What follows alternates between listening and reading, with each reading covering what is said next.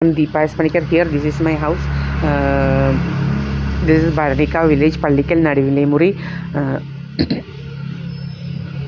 Ward number is 1 actually, and house number is 89. Sahadeva Mandir, my own house. And this is the SNDP building 323.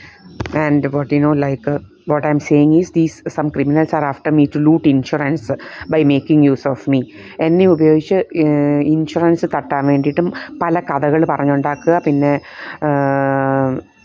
ഇതിനൊക്കെ വേണ്ടി നടക്കുകയാണ്. എനിക്ക് പാർട്ട്ണറുണ്ട്, അദ്ദേഹം ഡൽഹിയിലാണ്. ഇവിടെ ഒന്നും എനിക്കൊരാളിനെ അറിയത്തില്ല.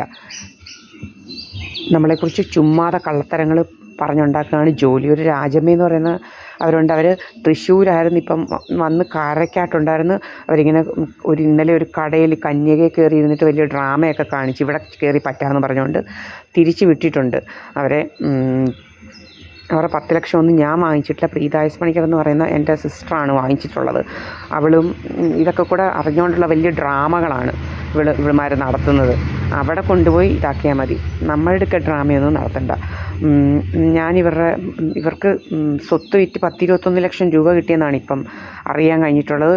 നമ്മൾ ഇവരുടെ കാശൊന്നും വാങ്ങിയിട്ടില്ല.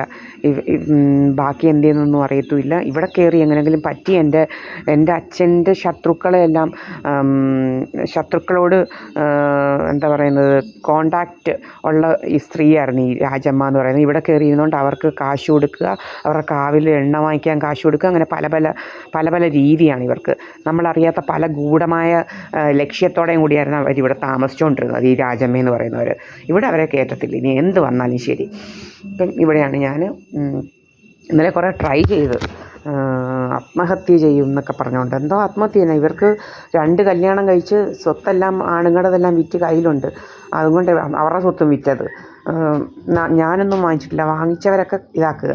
പ്രീത എസ് പണിക്കർ എന്ന് പറയുന്നവരാണ് ഇതെല്ലാം വാങ്ങിച്ചിട്ടുള്ളത്, നല്ല ബൾക്കായിട്ട് എമൗണ്ട് വാങ്ങിച്ചുകൊണ്ട് പോയിട്ടുള്ളത്. ഇവരുടെ സ്വത്ത് വിറ്റപ്പോഴും ഇവൾ വന്നു മുരളീവായിട്ട് വന്നാണ് സ്വത്തിൻ്റെ കാശെല്ലാം വാങ്ങിച്ച് കയ്യിൽ വെച്ചുകൊണ്ട് പോയിട്ടുള്ളത്. നമുക്കിതിനെക്കുറിച്ചൊന്നും അറിയത്തില്ല. പിന്നെ